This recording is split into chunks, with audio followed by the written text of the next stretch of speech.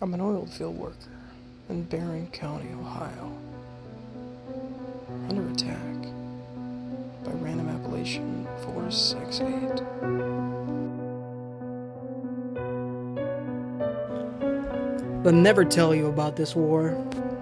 It'll never appear on the news or in the history books. No countries will petition our cause in the UN. We'll never get any aid supplies or vast shipments of weaponry from the government. I doubt the internet will even notice my little post, but I figure it's worth a shot. At least someone out there might find it and try to do something, even if that something is coming down to pick up all the bones once it's over. I suppose by then you won't be able to recognize any of us. That's okay. Just dump us in a pit together and make sure someone other than the government gets to inherit our stuff. Not trying to be tough or melodramatic, just honest. My name is Ethan Sanderson. Right now I'm sitting around the fire with the others, shoveling down a bowl of unsweetened oatmeal, and typing this while I have time. To think, my world was sane only a few hours ago, everything normal obliterated in just over 60 awful minutes. There's no way I'll ever get back to my old job, not with the roadblocks during the day and the attacks at night. Nope, I'm here to stay, and so I figure I may as well share my story while this bout of dissent service lasts. It all started when I was driving home from another round of night shift at the Brighton Smith Petroleum Refinery. Tired, covered in grease, and ready for a hot meal before bed. The radio crackled, audio skimming through various channels, looking for anything other than twangy country music, self-pitying pop songs, or yet another news report yammering on about how close we were getting to nuclear war with the Russians. My truck's engine rumbled with a comforting, quiet regularity, and I let myself smile in pride at that. One thing I can do, and that's get an engine running smooth as silk. As an only child, with my father dying from lung cancer when I was 15 and my mother hooked on drugs since I was 12, I'd been on my own for most of my life. Engines had been the one thing I excelled at, school being my nemesis, and after I'd fixed up an old F-150 bound for the scrapyard, I took the first oil rig job I could find and left town. I did well for myself, stayed away from the dealers that had wrecked my mom's life, and accumulated enough money to buy a camper, several firearms, and a little solar power setup that allowed me to travel all over the country in relative comfort. Despite never having gone to college, I considered myself successful, and if I never ever found a woman who didn't mind the grease on my overalls and wasn't a total lunatic, maybe I'd settle down and have kids of my own. Whatever the case, I swore to myself I'd be a better parent than either of mine had been. No cigarettes, no meth, and no throwing chairs when I get angry. My thoughts were shattered at the sight of several white and orange plastic barricades stretched across the cracked asphalt, completely blocking my path. Behind them, two massive slate-gray trucks were parked nose-to-nose across the roadway, just in case someone did get the bright idea of pushing past the flimsy obstructions. 5 men dressed in similar gray uniforms and carrying shiny black rifles stood around the roadblock, with 2 more perched in the turrets of the armored trucks, manning belt-fed machine guns. I hadn't seen any signs warning me of construction, and never a road crew with armored vehicles, which made something sour twist in the pit of my stomach.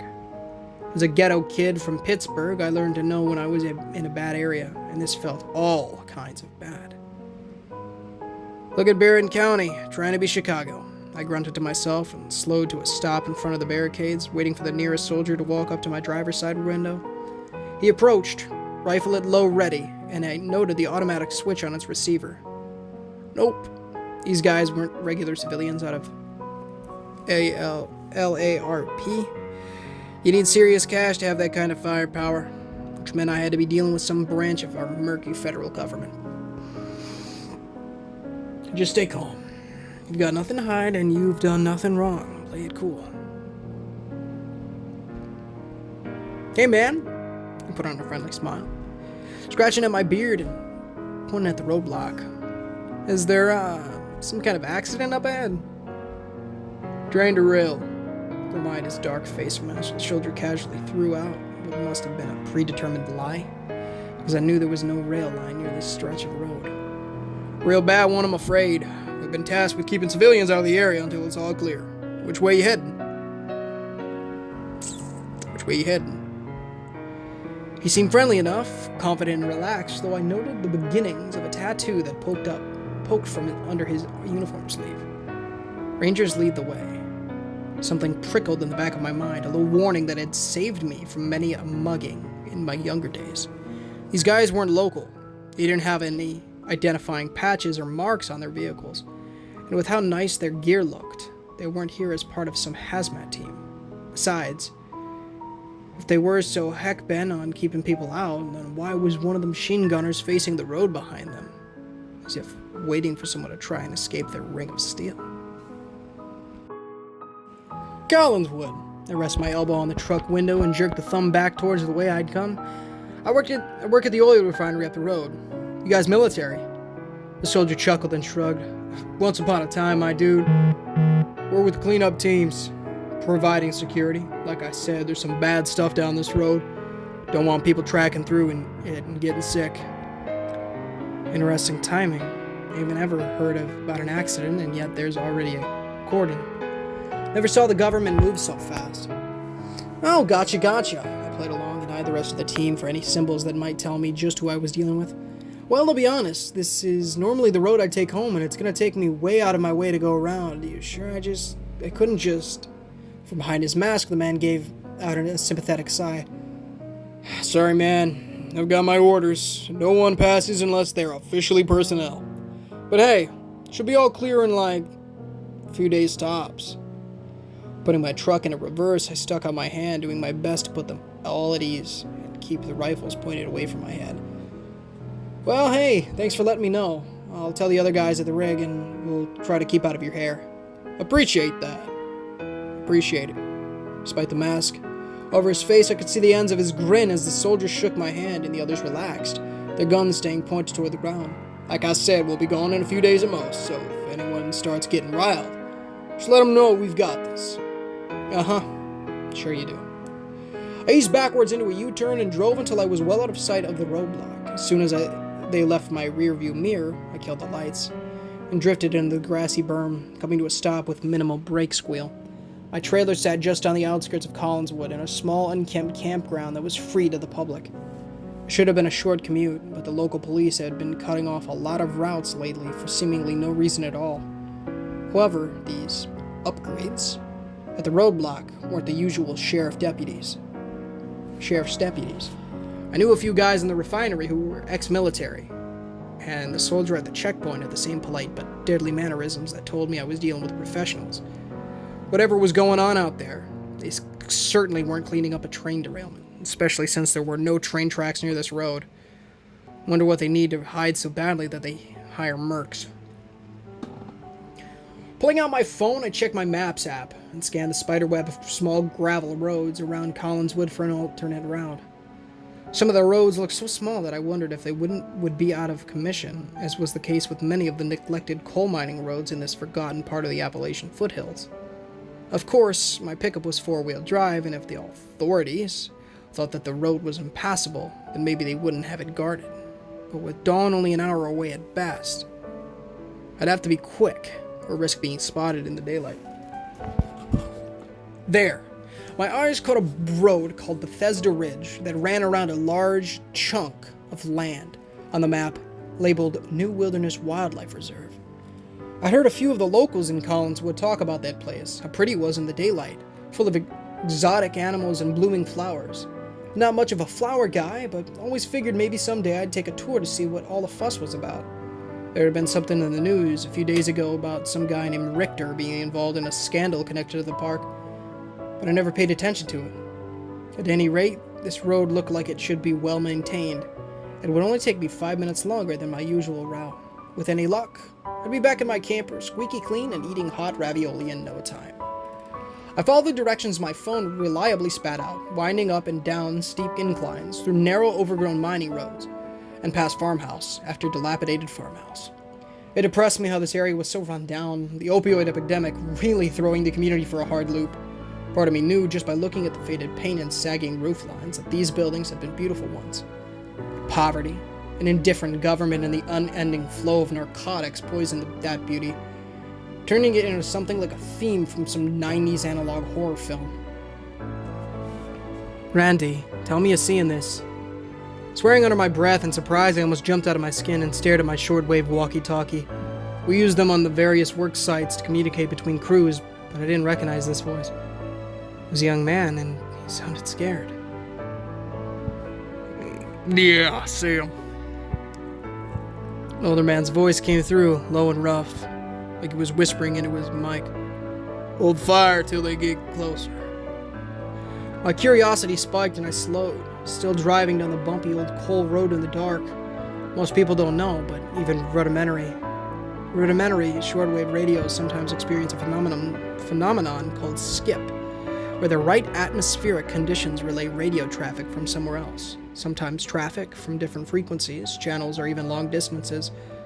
I'd heard messages from as far away as California before, so it didn't surprise me that I could get the radio signals like this. Still, they were so close, so loud, that whoever was talking had to be close by. Within 20 miles at least. "My gosh." A woman's voice came through, shocked and tense as if she was watching a building full of children collapse. "There's so many.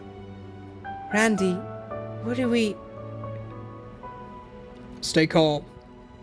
The older man barked back, and I got the feeling he had some background in police or military, the way he seemed to take command of the situation. "Just stay put and conserve your ammo. We'll be fine." Head cocked in confusion, I almost didn't look up in time and slammed my boot down on the brake pedal. Mud slushed under the knobby tread of my truck tires, and brown fur blurred past my headlights. Stunned, I watched in a wide-eyed fascination as no less than 50 white-tailed deer bounded across the decrepit road at full speed. Not even paying attention to my rumbling truck, birds darted overhead. Not just owls and crows, but all manner of daytime birds as well. Pigeons, sparrows, songbirds, and even bats. Tens of thousands of bugs seethed over the dirt and dark sheets of wriggling legs, parting to allow the stampede of possums, raccoons, red foxes, and even a pack of coyotes to flee past them like a tidal wave was hot on their tail. Neither stopped to attack each other. Prey and predator running together, all with their ears laid back, limbs moving at breakneck speed without a glance backward. What the? I've never seen animals act like this. Not once in all my travels across the U.S. Something seemed to have spooked them. Something bad enough that even the insects weren't hanging around to weather the storm. "Now!" Kaboom! Milliseconds after the old man's voice echoed through the radio, a bright flash lit up the horizon to my left, and a huge fiery orange ball rose from behind the hills bordering the road. My truck rocked. The shockwave rippled through the ground even from this far away, and I ducked out of reflex. What the heck is going on here? My heart roared in my ear, and I pushed the accelerator to the floor, weaving through the horde of wildlife to fly down the dark road like a bat out of heck. "Take the next left." The map app on my phone chirped in its neutral, pleasant female voice, and I drifted around the turn without even slowing down. Spare sockets from my tool set rolling over the floorboard around my feet. Gravel pinged against the undersides of my truck cab, and the landscape opened up around me. More grasslands than trees. Flickers of orange light filled the sky, and the radio vomited a cacophony of human voices all raging to be heard, about the hiss of static and faint echoes of what sounded like gunfire. "On your left." "Phyllis, watch out." "Randy, we need the help on the right side." "My gun's jammed." I swallowed and dodged potholes as sweat trickled down my scruffy face. Being in the oil field, nothing much scared me after working around some of the scum the companies recruited. But now my pulse thudded against the thin flesh of my temple. My heart rammed into each rib like it wanted out, and the air constricted in my lungs. Above me, the grim clouds reflected seething red and orange flames. The gunshots became audible in spite of my rolled-up window, and I caught the rattle of a Kalashnikov rifle, along with the deep boom, boom, boom of a real-life M2 machine gun. "Take the next left, then proceed straight for 2 miles. Yanking hard on the steering wheel, I rounded the bend and my jaw dropped. The gravel stretched on a long, back-and-forth swerving path that was about as straight as you could get for most rural, southeastern Ohio backroads. At one side, tall wire mesh fencing lined the quiet ditches and grassy meadows, with a sign to my left, not 10 yards away, marked New Wilderness Wildlife Reserve. On the other side, a large, open section of grassland stretched out into the distance, pockmarked by little tractor paths and clusters of short trees. A few ponds interspersed in between. I could see where, in the daylight, it would have been beautiful, full of multicolored wildflowers and flocks of butterflies. But it wasn't beautiful now. Fire chewed through the tall grass and slow-moving walls of hungry orange and red, sending sparks skyward and bathed the entire area in shifting shadows. Heavy gray clouds clouded the night sky, and I smelled burning rubber on the wind. Bright yellow muzzle flashes cut through the dark in the midst of the field, and a row of cabins burned on the other side of the plain, billowing black smoke rising like a pale of doom. Dug in across the field with their backs to the road, a thin line of people fought with desperate brutality. I saw Armalites and Kalashnikovs intermixed with bolt-action hunting rifles and shotguns, along with flaming bottles of gasoline and pipe bombs covered and taped on nails. Explosions went off every few seconds, the improvised grenades tossed in waves, and one man shouldered what looked to be a homemade rocket launcher made from a fire extinguisher with fins welded onto it. The entire scene looked like the 4th of July on steroids. But the feral desperation of the fight told me this was no rifle range. These people were fighting for their lives, and I felt like I'd stumbled into something awful, a horrible nightmare that wasn't meant for the outside world to see. And then as I gripped my steering wheel in dread through the tall grass, they came. Like lions throwing themselves at a herd of trapped gazelle, hunched figures loped forward, their shadows otherworldly in the light of the flames. Long, slender gray limbs ended in 3-fingered claws at each hand, their legs shorter than the distended forearms so that they ran like gorillas, their muscled shoulders propelling them forward in frightening speed. They didn't have tails, their skin the texture of smooth birch bark with twig-like extensions poking out from their warty elbows and spines. Like prehistoric spikes down their back, each creature's head was long and narrow, like a crocodile's snout, but with a crown of more branch-like spikes around the skull and a fan, and no the eyes that I could discern. This can't be real. In an instant, screams came through the glass of my truck cabin, cold, bone-chilling shrieks echoed across the wide fields. Not the pained, frightened squeal of an animal defending itself, but an ancient, hate-filled war cry that held no humanity in it whatsoever, repeated by dozens upon dozens of long-limbed predatory fiends. The roar of a diesel cut through the night, and I barely reacted in time to avoid T-boning a massive green combine that burst through an open gate on the left side of the road, its front blades wearing. Someone had welded sharp angle iron all over it, and gleaming chains had been bolted to the blades at the front. Tipped with shiny bits of razor blades, black exhaust gushed from its smokestack, and a young man with blonde hair piloted it from a cab, enclosed by a rebar cage into the brushy field. "I'll clear the right side," a man called through the radio sitting in my cup holder. "Jamie, you take the left. Take the left. Let's go. Wrap 'em up, wrap 'em up." Behind the combine came a big yellow backhoe, also covered in spikes and rebar, with long rubber hoses running from an oil drum mounted on the back to a flaming nozzle affixed to its iron bucket. "Right behind you!" A girl's voice crackled amongst the chatter, and the two machines diverged to swing around on either end of the line of fighters, their tracks and tires churning up the muddy ground like mechanical dinosaurs. Even from my speeding truck, I heard the impact of the first creatures being mown down by the combine, its blades and chains ripping into flesh and bone with vicious fury. Opposite it, the backhoe moved its craned arm like the neck of some giant monster, and spewed bright yellow flames onto the onrushing horde of pale beings, lighting up the field for hundreds of yards around them. Dozens of mutants fell, either burned or diced to pieces, and the ground shook with the triumphant roar of the diesels. The sickly sweet stench of burned flesh filled the air. Machinery clanged and banged, and the guns roared with chemical delight. Pained screams from the bizarre creatures echoed, and above the gunfire, a cheer rang out from the line of people. "Bill, get out of there!" the girl called Jamie, cried over the radio. In an instant, the triumphant moment turned to chaos. As a creature jumped almost 20 feet into the air, it landed like a cat atop the combine.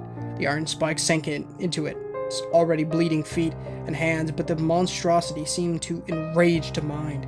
It ripped into the rebar around the cab with abandon. Metal squealed, bent, and then sheared off as the glass of the cab shattered. A man's screams briefly pierced the radio static, and the combine was overwhelmed, tipped onto its side by a wave of snapping monsters. "Fall back!" The old man's shout came through the radio, even as I watched a figure that may have been him continue, firing the M2 into the onrushing waves of creatures. "Fall back to the ridge!" Whoa! A white pickup truck lurched into the roadway, and I locked up my brakes to slide around it. A chestnut-haired girl around my age sat on the wheel, blood running down her forehead, with a black polo shirt on. In the bed stood an old man with glasses and gray hair, gripping the handles of a .50 caliber machine gun, his barrel cherry red with heat. Others streamed across the road in full retreat, all in black shirts with the New Wilderness logo on the front. They all dragged wounded comrades away from the burning field. My truck ground to a stop on the side of a dirt embankment not 5 feet away, stalling from a sudden downgrade in RPMs. The people in the white truck blinked at me in shock, and I stared right back, both sides seeming confused as to why the others was there. "What are you doing?" the old man astride the 50 shouted and waved his arm at me as if I were some airplane attempting to land in the wrong airport. "Get out of here! Go!" Jerked back into the present by his raspy command, I scrambled at the ignition, the stubborn motor choosing this moment to chug instead of fire. Horrid reptilian chittering clicked nearby, and I whimpered like a trapped puppy, terror seething through my mind. Vroom! Jamming the stick in a reverse, I punched my boot to the gas pedal. The transmission whined, my tires spun, and a sinking feeling ran through my guts. I was high-centered. My wheels caught on either side of the bank, the dirt lodged under my truck chassis, holding me in place. Didn't matter if I had four-wheel drive or not, if my wheels couldn't get purchased. I was stuck. Wham! The world lurched sideways like a massive fist had slammed into the cab of my beloved pickup.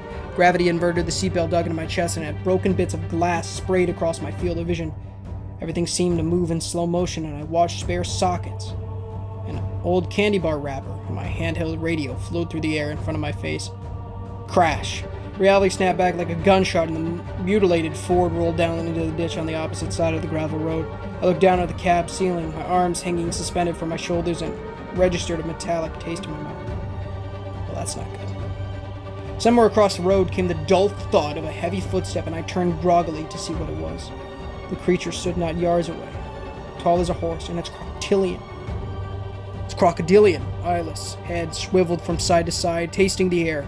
Red blood glistened on its dagger like yellowed teeth, bared in the firelight, and a long black serpentine tongue flicked in and out rhythmically. Something about its gray, sinewy form echoed into my head, stirred a part of me I hadn't known existed. I'd been scared before as a little kid when my mom would get crazy because of her drug habit. I'd been scared on the streets when the older boys tried to sell me to some homeless guy. And I'd been scared the day one of the men on our own rig in New Mexico came to work with an axe and killed 4 people. This was different. This was something else. Something deeper. A primal, existential fear, one older than engines, skyscrapers, and radios. A fear born on instinct. The fear of prey when it sees a predator. Jerking its head around, the creature seemed to lock onto me, as if it could smell the terror seeping from my pores, and opened its narrow jaws to reveal row after row of jagged steak knife-sized teeth. It roared, a colossal prehistoric sound that made the skin on my arms crawl with dread. I gotta get out. I thrashed, clawed at my seatbelt buckle, my sweaty fingers slipping and sliding over the metal button. Both my lungs felt like they were too small to get enough air, and all the blood rushed to my head in a wave of panic. A shadow fell over me, and I whipped my head around. Foul breath, reeking of the torn flesh of 100 corpses, blasted my face. The open maw of the creature right outside my window. Thick, gooey strands of saliva threw little rainbow refractions in the light, and the teeth that poked out from the mottled gray gums held bits of flesh and clothing stuck between them. A broken shoelace wound around one like a stuck noodle. I could see right down the dark cavern of its throat.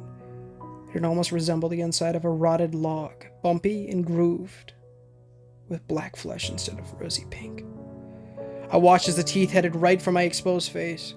Bam, bam, bam, bam, bam. Letting out a howl of pain and anger, the monster staggered back, and dark black spots appeared on his bark-like hide. Smaller silhouettes dashed into the firelight, their guns spitting like streams of flame while the heavy machine gun thundered on behind them. My mind still spun in horrified confusion, and I hung there, motionless, as the creature tumbled to the ground in a twitching heap. Hurry up, grab him, and let's go. One of the men on the road dumped several more rifle rounds into the head of the fallen beast, his comrades scuttling toward my truck. A muscular form crouched outside my window, and a man leaned in, about my age, with close-cut black hair and a bloodied lip. Hey, you still alive? So far. Blood surged in my skull, giving me a headache, and I shouted to be heard above the hammering of the big gun just outside. My belt stuck. A steel knife blade flashed in the dark, and I plummeted to the cab ceiling. Barely managing to break my fall with both arms outstretched, someone grabbed me by the collar and dragged me out into the wet grass. Get up, man, we can't stay here. I lunged to my feet and scurried with the rest of them for the white pickup truck. Spent brass casings sliding under my boots like marbles. All around me, the creatures devoured anyone they caught up with, and it seemed the guns never stopped firing. The night sky filled with smoke from the fires that raged across the open grass fields, and screams of torment from dying people rang in my ears. Diving over the side of the rusty truck bed, I huddled down behind the low wheel well, and the vehicle lurched away up the hill. Plowing through a set of reinforced gates at the top, the instant I saw the barbed wire top swing shut behind us, I sat up, and the breath stuck in my chest. A crudely built log wall surrounded a cluster of single-store buildings with a large asphalt parking lot in the center. 4 towers stood at each corner of the fort, 2 looking like they had been used for ziplining at one time, and the other 2, likely built the same time as the wall, made from dented red shipping containers, stood on end. From every direction, people carried green ammunition cans, dragged stretchers with wounded on them, or rushed to man the ramparts of the wooden palisade, with all kinds of weapons in their arms. Many were young, likely no older than their early 20s at best, their faces sheet white with fear. What the heck is this place? Darren, grab some gloves and help Richard get this gun on that wall. Barking at the top of his gravelly smoker's voice, the old man waded through the sea of hot brass casings in the truck bed and leaned down to offer me a hand up. On your feet. On your feet, son. No time to waste. What's going on? Phyllis, grab some ammo and top everyone off. Oblivious to my sputtered protests, the old man jumped down from the truck bed and continued pointing people to their stations.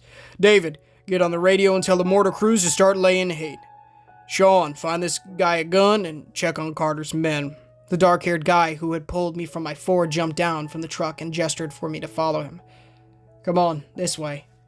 Confused and terrified, I ran after him, dodging 5 girls in blood-stained clothes who ran to carry a wounded man back into a long, rectangular building to our left, with a sign marked New Wilderness Visitor Center beside the doorway. We ducked through the door, then down a narrow hallway to the left, and the man named Sean pushed open a door to what looked like a storeroom. Green ammo cans were stacked to the ceiling with black plastic crates on the other side marked medical, and a mostly empty weapons rack bolted to the back wall. Various bits of vests, holsters, and tactical gear hung from hooks beside the ammunition, and a row of black gas masks dangled next to them. Did a doomsday bunker explode in here? You know how to shoot. He tossed a wooden camo pattern bandolier at me, the pouches already filled with gray steel magazines, and yanked one of the few remaining rifles from the weapons rack. Wide-eyed with shock, I blinked down at the web gear in my hands. Yeah, but what's going on? Sean pushed the gleaming black rifle in my arms and held my gaze with wild, bloodshot eyes. I don't have time to explain, all right? You want to live? Follow me and do exactly as I say. Got it? Womp womp. Outside, the dull roar of something like a propane cannon split the air, and Sean grabbed a few more ammunition cans before he slipped past me out the door. Come on, the mortars are up. We got a reinforced left flank, where the freaks will be inside the wire. Put your stuff on, man, let's go. Running while pulling a poorly adjusted chest rig on proved to be nearly impossible, and so I slung the Morris of nylon over one shoulder, gripped my rifle as we sprinted through the courtyard.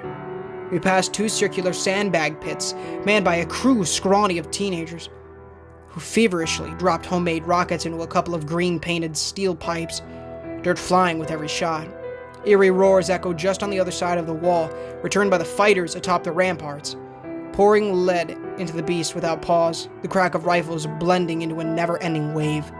The stench of coppery blood and acrid gunpowder filled the air, along with pillars of black smoke from burning fuel bombs.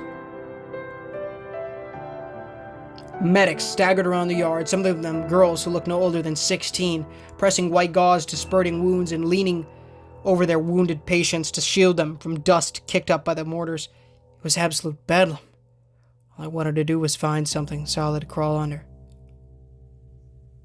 Carter! Sean charged up a set of steps and into a log pillbox built atop the leftmost corner of the wall. Ammo!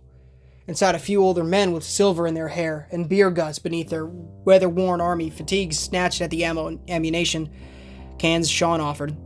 Empty magazines covering the floor around them, despite their bulky physiques. I got the impression from how they moved that these men had worn those uniforms before, in a different time, when they had darker hair and slimmer waistlines. Looks like a VFW meeting on cocaine. One of the men, a thinner guy with a short gray ponytail and Viking-style beard, crouch-walked over to us. "Where's the 50? He shouted. The insistent bam-bam of guns. Enough to make my ears hurt. "Randy sent it to the front gate." Sean held back and jerked his thumb at himself and I. "Where are your reinforcements?" The gray-haired man pointed to his right, through the firing slit of the little fighting position. "Donald's not far off. You just gotta hold him till then. Pick a spot and get to work." Sean scuttled to an open spot in the firing line, and I crawled up next to him, racking the charging handle of my rifle with clammy fingertips. I flicked the safety switch off and peered down the dimly lit iron sights into the darkness. Dear gosh. There had to be close to 200 of them, surging over the burning field, past the fallen combine, and up the slope to the walls and flew at deadly speed. Like ocean waves, they rolled forward dozen upon dozens, a never-ending tide of long-limbed reptile-faced monsters with woody skin that seemed to eat bullets. Without fear, they threw themselves at the wall, oblivious to the danger, almost immune to the pain, driven by an insatiable urge to rip and tear. Their ancient battle roars enough to chill me to the bone. I blinked and caught sight of one as it crawled up an incline of dead fellows, reptilian teeth bared, moving so fast it was almost a blur. Placing the front sight post over its bark-like hide, I pressed the trigger over and over, the rifle bucking in my arms obediently. Gunfire from our position peppered the oncoming monster, and it fell with an agonized shriek less than 30 yards away. Black blood oozing from dozens of its wounds. Click. In my hands, the smoking rifle yawned with an empty chamber, and I ducked down to reach for a fresh magazine. Just before I could reload, however, something in the distance caught my eye. Pinpricks of light flickered in the far tree line, yellow sporadic flashes that looked vaguely familiar. It occurred to me that the beasts outside weren't fleeing from the gunfire. Even as we mowed them down, almost as if they had nowhere else to go but right through the hail of lead. By all accounts, they should have just turned tail and ran for the woods like any other animal. So why weren't they? Squinting hard, I focused on the lights, and something inside my brain clicked. Muzzle flashes. They were concealed just inside the cover of the dark pines. As many as 60 more guns firing into the herd of crawling nightmares, but they weren't moving in to help clear the beasts from the fort walls. Instead, they stayed where they were, turning any stray monsters that tried to escape away and sent them lumbering toward our position. They're hurting them. They're hurting them right to us. The tree line! I slapped Sean's arm until he stopped firing and pointed at the distant gunfire. "See that? There's guys over there." Sean yanked a black hand-held radio from his chest rig and clicked the talk button. "Marksman, hit the trees. I repeat, muzzle flashes in the tree line. Hit them hard." I pressed the trigger several times in the general direction of the flashes, emptying mag after mag in an effort to keep both the monsters and the mysterious human instigators at bay. Others on the ramparts with scoped hunting rifles seemed to be having better luck, as cries of "Got one!" and "I hit him!" echoed from every position. One by one, the flashes started to fade out, either due to retreat or the marksman finding their target. A soft warmth tickled my left cheek, and I turned to see the sky begin to lighten. the first long ray of sunshine slipping over the dark horizon. Dawn. Cheers went up from all down the line, and with the unknown attackers in the tree line suppressed, some of the monstrous creatures turned from the tide of lead to make for the forest. Their flight started a rout as more of the creatures followed like a flock of birds, and soon the last of them disappeared into the trees on the far side of the scorched grassland. Gunfire started to slacken off, and I slumped down with my back toward the wall beside Sean, the two of us grinning in relief.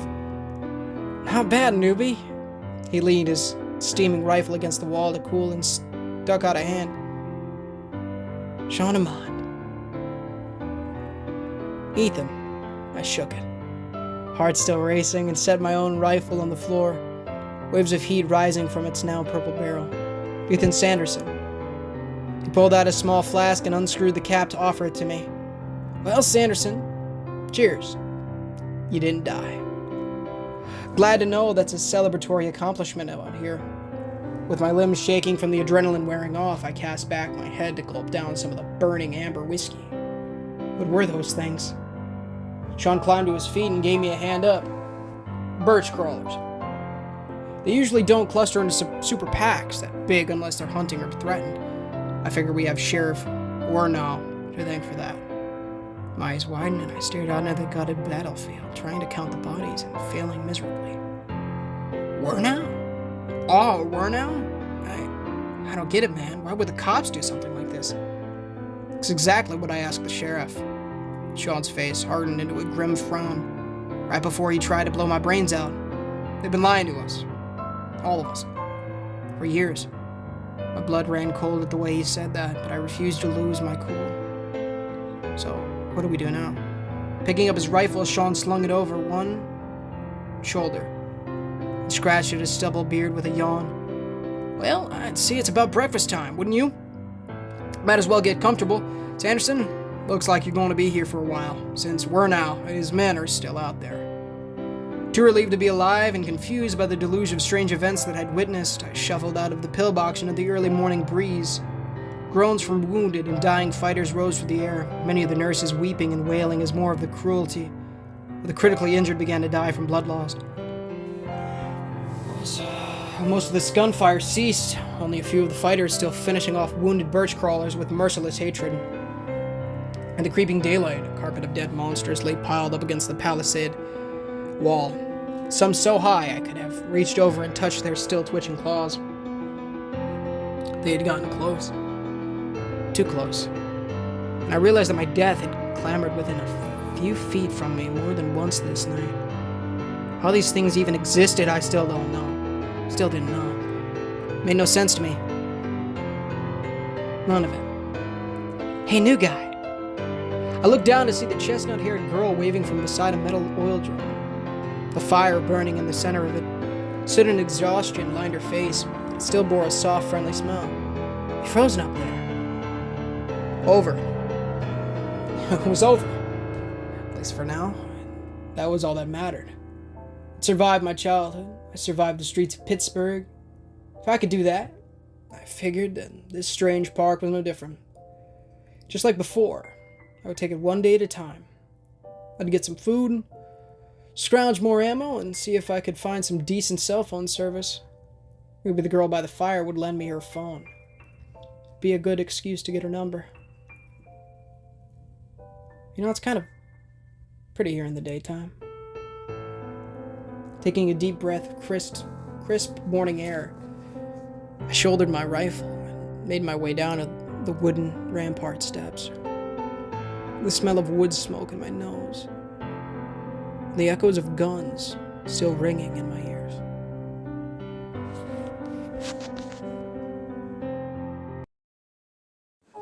Hey guys, and thank you so much for enjoying today's story, or watching. Hopefully you enjoyed. If you did enjoy, of course, please make sure to like the videos. It does help the channel innumerably and does get the gospel notice feeds, as well as consider subscribing as we're trying to 1,000 subs by the end of the year. Of course, make sure to repent of your sins and trust in the good Lord Jesus Christ with all your mind, soul, and strength. Read the Holy Bible daily, pray daily, and evangelize people. Make sure to follow the description. One at the pinned comments, read the $1 million question. Do you know how to become born again? Also join the Discord. Come check out the streams, guys, and yeah. stay tuned for more awesome stuff from Random Appalachian 468. This dude is... Barron County is actually ending, which is really interesting. So hopefully he makes some new stuff. But the year is a big part, a big series coming up soon. But I won't spoil any of that. So until next time, guys, this is Ninja Gamer. Of course, until next time, guys. Enjoy the streams. We've been playing a good bit of GTA 5, working on getting some more trophies, cleaning that up, so, because I don't know if I'm getting a platinum or not, but, yeah. Also, I just want to say, guys, let me know if you have, like any, like someone said that the music was somewhat difficult to hear over sometimes, so let me know stuff like that, because I noticed that too. I want to know stuff like that, so if you guys notice that the music is a little too loud in some seconds, let me know. Also, maybe even if you guys could, let me know what song it is. All the links in the descriptions, really. But until next time, guys, thank you, appreciate that. Until next time, it's Ninja Gamer, signing off.